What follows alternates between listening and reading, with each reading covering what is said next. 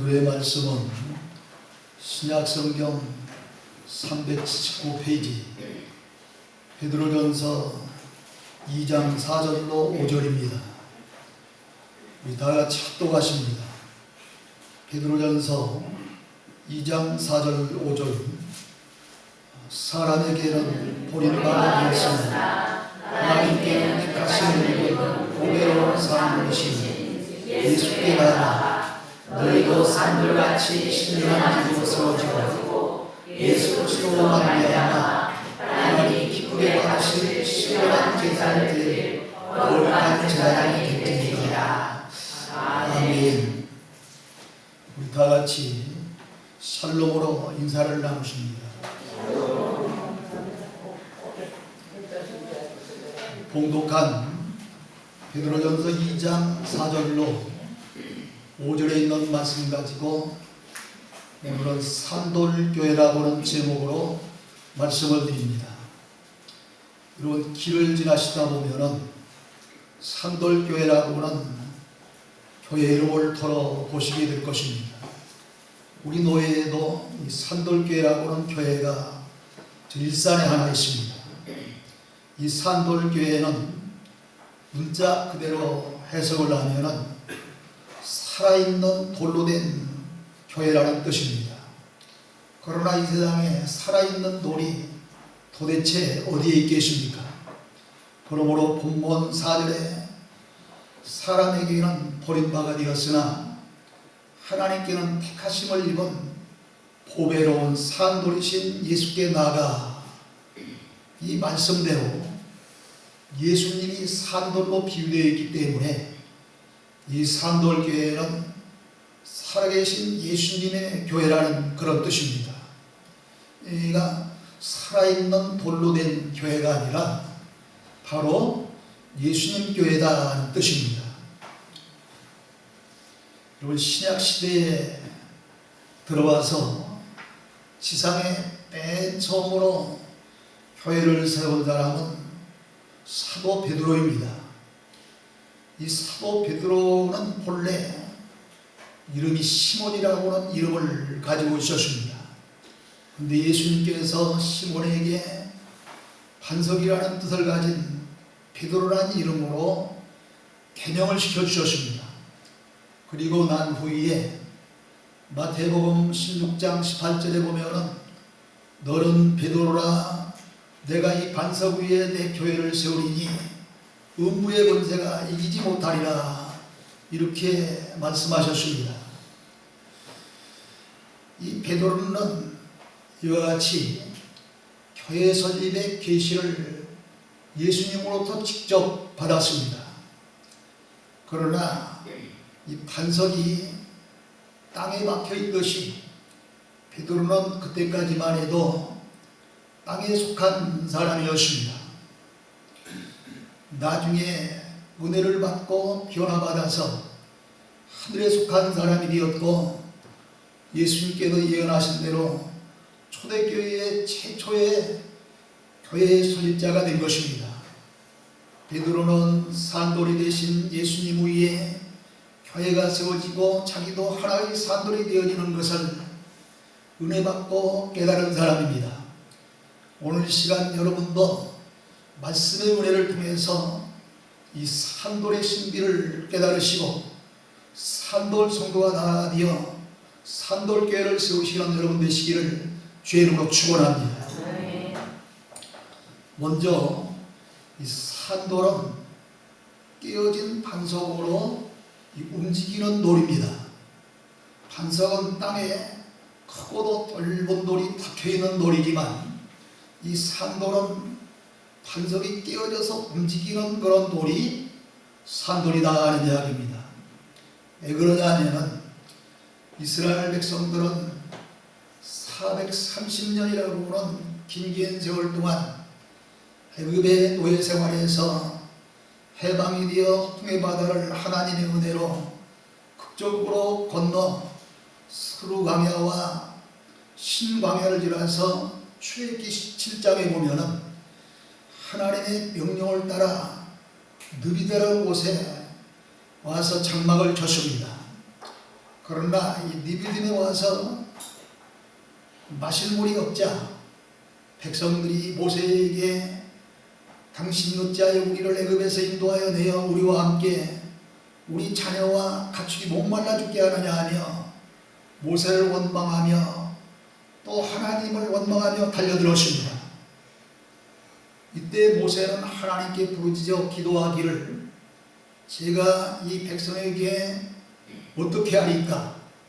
조금 있으면 제게 돌을 던질 것입니다 하고 하나님 앞에 어찌할 바를 몰라서 간절히 기도하자 하나님께서 응답을 주시는데 이스라엘 장로들을 데리고 나일강을 치던 네 지팡이를 이 손에 잡고 가라. 내가 호렙산에 있는 그 반석 위에 서리니 너는 그 반석을 치라. 물이 나오리니 백성들에게 마시게 하라 하셨습니다. 얘가 모세가 본래 들고 있었던 것은 단 한 가지 양떼를 몰았을 때부터 들고 있었던 지팡이였습니다. 바로 이 지팡이로 나일강을 쳤을 때에 피가 되는 그런 엄청난 놀라운 그런 역사가 일어났지 않습니까? 바로 그 지팡이를 손에 잡고 가라. 내가 호렙산에 있는 크고 넓은 그런 이 바위 위에 서 있으리니 너는 그 반석을 치라. 치면은 그때 물이 나올 테이니 네 자녀들과 그리고 네 가축들에게 그 물을 마시게 하라 하는 것입니다. 그리하여 모세는 하나님의 말씀대로 이 반석을 들고 있던 지팡이로 치니 반석이 깨어지면서 생수가 솟아올라 백성들이 마시고 또 가축들이 마시게 되었습니다. 모세가 친 반석은 하나님이 지시하신 호렙산의 반석이었습니다. 그런데 고린도전서 14장을 보세요. 꼭 짚고 넘어가야 됩니다. 고린도전서 10장 4절을 보면은 다 같은 신령한 음료를 마셨으니 이는 그들을 따르는 신령한 반석으로부터 마셨음에 어떻게 해요? 그들을 따르는 신령한 반석으로부터 마셨음에 그 반석은 곧 그리스도시라 그랬습니다. 반석이 신령한 반석이 된 이유는 바로 반석을 칠 때에 호렙산에 있는 반석을 지팡이로 칠 때에 깨어져서 그 반석이 이스라엘 백성들을 따라다니는 반석이 되었어요. 세상에 따라다니는 그런 반석, 깨어진 돌이 세상에 어디가 있겠습니까? 그렇기 때문에 이 반석은 신비한 돌인 것입니다. 그리고 그 반석은 뭘 상징한다? 곧 그리스도시라 그랬는므로 이 반석은 저희를 따르는 신령한 반석이며 이스라엘 백성을 따라다니는 반석이었습니다. 이후로 호렙산의 반석은 땅에 박혀있는 반석이 아니라 이스라엘 백성을 따라다니는 초자연적인 신령한 반석이 되었습니다. 그러므로 이스라엘 백성이 마신 반석에서 나온 물은 자연 속에서 나온 물이 아니라 호렙산의 반석이 이스라엘을 따라다니며 피요시에 낸 신령한 반석인 것입니다. 그러므로 이 반석은 움직이는 반석, 산돌이 대신 살아있는 돌이 대신 예수 그리스도를 계시하고 있는 줄로 믿으시기를 바랍니다. 두 번째로 그리스도는 산돌이십니다. 모세의 지팡이에 맞아 반석에 끼어진 것은 예수님이 율법의 저주를 받아 십자가에 몸이 끼어질 것을 말씀한 것입니다. 반석이 끼어져 움직이는 돌 산돌이 되어서 생수가 흘러나온 것처럼 예수님이 온 인류의 죄를 감당하시기 위하여 십자가에 몸버려 피 흘려 돌아가시는데 예수님의 몸이 십자가에 깨트려질 때에 온 인류를 구원하신 생수를 솟아나게 하시는 산돌이 되었던 것입니다. 그러므로 요한복음 4장에 보면은 예수님께서 정오때에 물길로 나온 그런 사마리아인 수가성에 있는 그 우물을 찾아가십니다. 근데 그 여인이 먼저 나온 것이 아니라 예수님이 그 수가성 우물가에서 먼저 기다리고 있죠. 근데 나중에 물길로 나온 이 수가성의 사마리아 여인이 보니 이 웬 젊은 남자 하나가 우물 곁에 있는 거예요. 그는 너무도 깜짝 놀랐습니다. 왜 그러냐면 그런 남자를 여러 번 바꿔서 지금 6번째 남자와 살고 있기 때문에 그가 도덕적으로 윤리적으로 보면 매우 수치스럽고 부끄럽기 때문에 아무도 물길로 나오지 아니하는 정오때에 물길로 나왔던 것입니다. 그런데 전혀 예측하지 않았던 젊은 남자가 있었으니 깜짝 놀랄 수밖에 없었던 것입니다. 그때 그 남자는 예수님이었는데 예수님과 이 사마리아인은 서로 이야기를 주고받다가 무슨 말씀이 나오냐면 요한복음 4장 14절에서 사마리아 여인에게 예수님이 하시는 말씀이 내가 주는 물을 마시는 자는 영원히 목마르지 아니하리니 내가 주는 물은 영생하도록 솟아나는 샘물이 되리라 하셨습니다. 그러니까 이 호렙산의 반석에서 모세가 지팡이를 들어서 깨칠 때에 솟아나는 그 샘물은 바로 반석이 되신 예수 그리스도께서 십자가에 몸이 깨어질 때에 흘러나오는 그런 생명수가 된다는 그런 이야기입니다. 영생하도록 솟아나는 샘물이 되리라 했으니 그런 말씀인 거예요. 이런 이사야서 53장 5절에 보면은 그가 예수님이 하는 얘기예요. 이 십자가의 찔림은 우리의 허물을 인하며 그가 상함은 우리의 죄악을 인하며 그가 징계를 받음으로 우리가 평화를 누리고 그가 채찍에 맞음으로 우리가 나음을 입었도다. 이렇게 말씀하신 대로 예수님의 몸은 십자가에 깨어질 대로 깨어져서 이제 반석이 되었으나 사흘 만에 다시 부활하심으로 말미암아 살아있는 산돌이 되신 것입니다.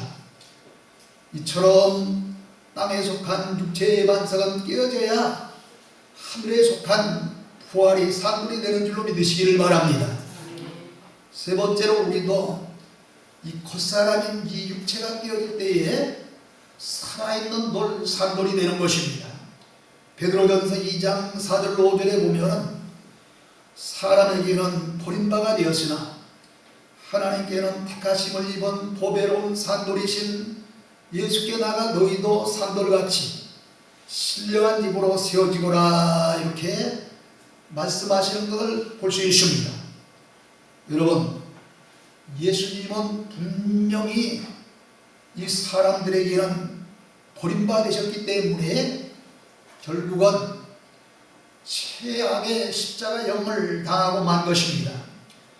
그러나 하나님께서는 택하심을 받은 그런 보배로운 살아있는 돌이 되셨기 때문에 이제 예수님은 죽은 줄 알았지만 사흘 만에 다시 사셔서 놀랍게도 40일 동안 제사역을 하시지 않습니까? 이렇게 제사역을 하시면서 신령한 집으로 세워지게 되십니다. 이 말씀을 자세히 보면 우리 예수 믿는 성도들도 산돌이 되어서 신령한 집으로 세워지기를 바라고 있음을 발견하게 됩니다. 이 말씀 속에서. 그러기 위해서는 어떻게 해야 되겠습니까? 하나님을 믿고 섬기는데 가장 장애물이 되는 것은 다른 사람이 아니라 바로 나 자신입니다. 모든 사람들은 다른 사람들이 내 신앙생활을 하는데 방해가 되는 줄 알고 있고 또 거침돌이 되는 줄 알고 있지만 좀 더 깊이 좀 더 넓게 나를 돌아보면 나 자신이 오히려 거칠은 반석이 되어지는 거예요. 장애물이 되는 거예요.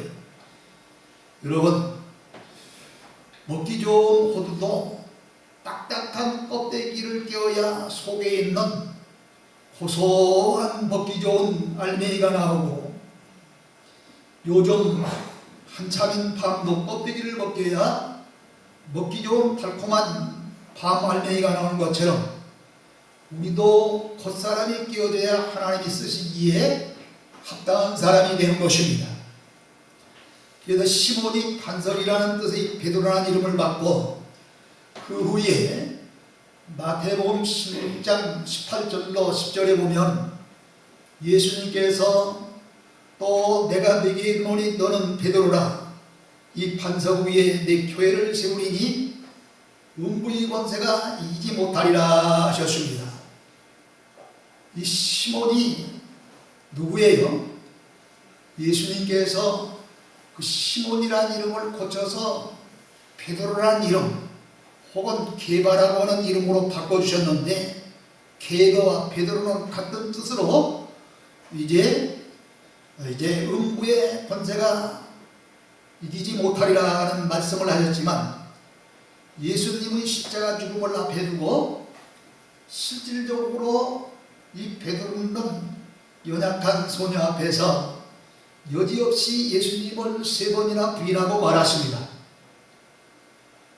예수님은 베드로가 사도리 되어 교회를 세우기를 원하셨으나 베드로는 그때까지만 해도 땅에 붙은 반석이었습니다.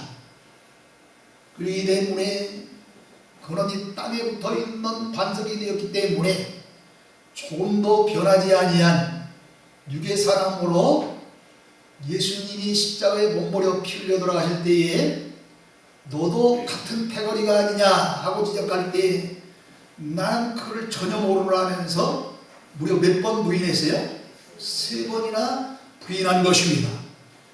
분명히 그는 그 이전에 하나님 앞에서 이제 또 주님 앞에서 올바른 그런 신앙 고백을 한 사람이지만, 십자가에 예수님이 돌아가실 때에 그때까지도 입만 열었지 실질적으로는 그의 정신도 그의 신앙사상도 조금도 변하지 않았던 거예요. 그래서 땅에 붙은 반석이었습니다. 그랬던 베드로가 예수님 승천 직전에 부탁하신 사도행전 1장 14절에 예수님께서 이 제자들과 거기에 함께 모여있는 모든 이들에게 너희는 예루살렘을 떠나지 말고 내게서 들은 바 아버지께서 약속하신 것을 기다리라 하는 말씀을 듣잖아요. 이 말씀을 듣고 이 12 제자를 비롯한 모든 그런 제자들이 마가의 다락방에서 저녁 기도에 힘쓰다가 오순절날 성령의 불방망이를 맞고 뛰어진 후에 산돌이 되어 최초로 교회를 세웠으니 진짜 산돌교회를 세운 것인 줄로 믿으시기를 바랍니다. 네 번째로요, 이 산돌교회는 몸으로 세우는 교회입니다. 구약시대에는 돌로 성전을 지었습니다. 여러분, 요즘 한참 단풍이 많이 들어서 대부분 이 가을철에는 산으로 여행들을 많이 다닙니다. 요즘 그래서 저 강원도 설악산을 중심으로 해서 엄청난 관광객들이 몰려든다고 그러잖아요. 그런데 이 북한산성, 서울 근교에 있는 북한산성이나 이 남한산성에 가보면 거기도 꽤 단풍이 괜찮아요. 그런데 그 돌로 성을 쌓았어요. 얼마나 큰 성을 쌓아 길게 성을 쌓았잖아요. 근데 성전도 바로 이 남한산성이나 북한산성 같이 돌로 성을 쌓았듯이 성전도 땅에 붙어있는 크고 넓은 반석을 끼워다가 그 돌로 성전을 지었던 것입니다. 그 구약시대에. 또 집도 마찬가지로 이 돌집을 부잣집 사람들은 돌로 이렇게 짓는 사람도 있었지만, 집이나 성전 땅에 붙어 있는 반석 그 자체로는 절대로 집어지지 못합니다. 땅에 붙어 있는 반석을 깨뜨려서 깨어진 돌로 짓는 것입니다. 이제 베드로도 그래서 성령을 받기 이전에는 땅에 붙어 있는 반석과 같이 교회가 되지 못했습니다.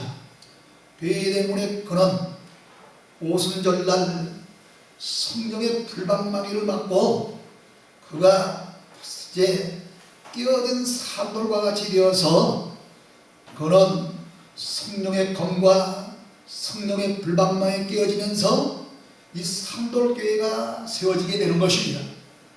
살아있는 교회가 세워지게 된다 이 말이에요. 땅에 붙어있는 반석은 땅의 일을 생각하는 사람이라고 볼 수 있는 것입니다. 그러나 마가의 다락방에서 이처럼 온 이제 120문도가 제자를 비롯한 120문도가 저녁 기도에 있을 때에 열흘 만에 무슨 일이 벌어집니까? 이제 엄청난 그런 성령이 임하셔서 어떤 사람은 방언이 나오기도 하고 불의 혀 같은 그런 이상한 것이 나타나서 이제 역사하기도 하고 그럽니다. 바로 이와 같이 마가의 다락방에 성령이 임하셔서 그 반석을 칠 때 떨어져 나와 하나님의 집을 짓는데 사용이 된 것입니다. 이 베드로는 이런 성령 받기 이전에 이미 신앙 고백을 한 사람이잖아요. 하나님은 살아계신 예수님을 향해서 살아계신 하나님의 아들이라고 신앙 고백을 했잖아요. 그런 신앙 고백만으로는 절대로 교회가 될 수 없습니다. 베드로도 성령의 체험을 하기 전에는 주는 그리스도시요 살아계신 하나님의 아들입니다 하고 신앙 고백을 하고 이제 주님으로부터 칭찬을 받은 바가 있습니다. 그러나 예수님께서 예루살렘에 올라가 장로들과 대제사장들과 서기관들에게 많은 고난을 받고 죽임을 당한 후 3일 만에 살아나리라 하시자 베드로가 뭐라 그럽니까? 신앙 고백을 그렇게 멋들어지게 한 그런 베드로인데 주여 그리마옵소서 합니다. 이 베드로가 주여 그리마옵소서라는 이야기는 자기가 숨기고 받들고 존경하는 스승 되신 예수님을 위한 일 같지만 이 말씀을 들은 예수님은 곧바로 베드로를 향해서 무슨 이야기를 하시느냐 하면 사탄아 내 뒤로 물러가라 너는 나를 넘어지게 하는 자로다 하고 책망을 하신 줄로 믿으시기 바랍니다. 베드로는 한참 내가 섬기고 내가 받들고 존경하는 선생님 십자가에 달려 돌아가시면 안 됩니다 하고 예수를 우회하는 말씀을 드렸는데 사탄이라는 것입니다. 그러면서 사탄아 물러가라 이제 그래서 너는 나를 넘어지게 하는 자로다 하면서 책망을 받았습니다. 그러므로 아무리 훌륭한 그런 신앙 고백을 할지라도 이 신앙 고백만으로는 산돌이 되어서 교회를 세울 수가 없다는 이야기입니다. 여러분 우리들도 늘 예배를 드릴 때 신앙 고백을 합니다만 이 신앙 고백만 가지고는 결코 산돌교회를 세울 수 있는 그런 교인이 되지 못한다는 이야기입니다. 그랬던 그가 마가의 다락방에서 성령을 받고 이제 거기서 엄청난 변화를 가지는데 히브리서 4장 12절에 보면은 성령은 이제 뭐예요? 말씀이라고 말씀은 히브리서 4장 12절에 성령의 검이라고 합니다. 이렇게 살아있는 검이다 그랬어요. 그러므로 이 마가의 다락방에서 이 성령의 검을 맞고 깨어진 사람들이 되므로 진정한 교회를 세우게 된 줄로 믿으시기를 바랍니다. 우리도 이렇게 성령의 검에 깨어지고 성령의 불방망이를 맞고 부서져야만 진정으로 살아있는 교회 산돌교회를 세울 수 있는 줄로 믿으시기를 바랍니다. 마지막으로 산돌교회는 생수가 흘러나오고 그 생수를 목마른 자에게 나누어줘야 하는 것입니다. 호렙산의 반석은 산돌이 되어서 모세가 인도하는 백성들을 따라다니며 물을 필요로 할 때마다 물을 낸 그러한 그 반석이 되었습니다. 참 신기한 놀이입니다. 이건 아마 설교를 지금까지 들으면서 호렙산의 반석이 이처럼 이스라엘 백성을 따라다녔다는 얘기는 아마 생전 처음 들었을런지 몰라요. 들어본 사람 있어요? 없죠? 근데 분명히 따라다닌다고 그러잖아. 오늘 분명히 성경이 따라다닌다고 그랬어요. 제 얘기가 아니라. 이렇게 백성들을 따라다니며 물을 필요로 할 때마다 물을 냈습니다. 살아있기 때문에 따라다닌 거예요. 이처럼 산돌교회는 영적으로 목마른 자들에게 영원히 목마르지 아니한 생수의 말씀이 흘러나오는 교회가 되어야 하는 것입니다. 그러므로 이 교회에서 그 세상 이야기, 물론 간증도 물론 때로 필요해요. 또 뭐 여러 가지 이런저런 이야기 많이 하지만 분명한 것은 영적으로 목마른 자들에게 영원히 목마르지 않은 생수의 말씀이 흘러나와야만 교회는 정상적인 구실을 하게 되는 줄로 믿으시기를 주의로 축원합니다. 어느 한 자매가 술주정뱅이 남편하고 살았어요.